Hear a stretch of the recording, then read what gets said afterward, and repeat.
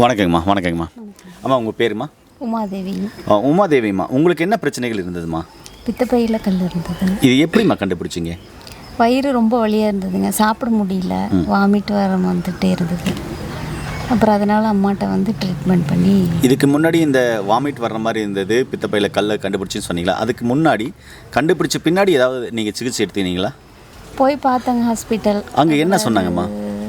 அதுக்கு மெடிசின் கொடுத்தாங்க, மற்றபடி அதில் சரியாகலை. அப்புறம் அம்மாட்ட வந்து தான் ட்ரீட்மெண்ட் பண்ணிக்கிட்டேன். இங்கே எவ்வளோ நாள் தொடர்ந்து ட்ரீட்மெண்ட் பண்ணீங்க? இப்போ 4 மாதம் இருக்குங்க. இப்போ பரவாயில்லைங்க, நல்லாயிருக்கு. பித்தப்பை கல் இருந்தபோது உங்கள் உடலில் என்ன பிரச்சனைகள் அதிகமாக இருந்தது? வயிறு தாங்க ரொம்ப வலி, சாப்பிட முடியல சரியா. மாதிரி ஜீரணம் ஆகுமா? கொஞ்சம் பசி மந்தமாக ஒரு மாதிரி ஃபுல்லாகவே சாப்பிட முடியாத மாதிரி. ஃபுல்லாகவே சாப்பிட முடியாத மாதிரி இருக்கும். அப்புறம் இப்போ பரவாயில்லைங்க, இப்போ நல்லா இருக்கு. அம்மா நீங்கள் சொல்லுங்கம்மா, இவங்க என்ன பிரச்சனைக்காக வந்தாங்க? இவங்க வந்து எனக்கு நெஞ்சு கடிச்சிட்டே இருக்குது, புளியாம்பு வருது, இந்த அணையில் வலிக்குது. இதுக்கு என்னென்னு எனக்கு கண்டுபிடிக்க முடியலைங்கம்மா. இங்கே ஆஸ்பத்திரி போகிற அளவுக்கெல்லாம் வசதி பத்தலை. நீங்கள் இங்கே போனால் நல்லான்னு சொல்லி விட்டாங்க, அதனால் இங்கே வந்தேன் அப்படின்னாங்க.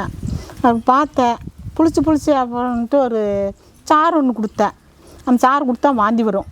அந்த வாந்தி வச்சு கண்டுபிடிச்சிடுவோம் பித்தப்பை கல் இருக்குது, கிட்னி கல் இருக்குது அப்படின்ட்டு.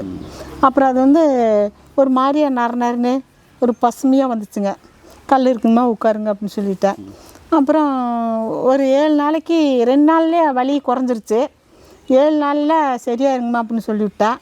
ஆனால் 7 நாள் அவங்களுக்கு சரியாக ஆகலை. 21 நாள் ஆயிடுச்சு. ஏன்னா கொஞ்சம் உருவம் பெருசாக இருந்திருக்குது. அப்புறம் நல்லா பிற்பாடு அப்புறம் திரும்பி வந்தாங்க, போய் ஸ்கேன் பார்த்துருக்குறாங்க, ஒன்றும் இல்லைன்னு சொல்லிட்டாங்களாம்.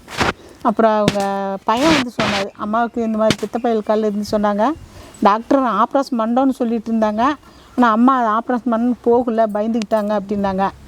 அவர் சரிம்மா அப்படின்ட்டு, நீங்கள் சாப்பிடுங்க, முடியலன்னு வேணால் ஆப்ரேஷன் பண்ணிக்கங்க அப்படின்ட்டு.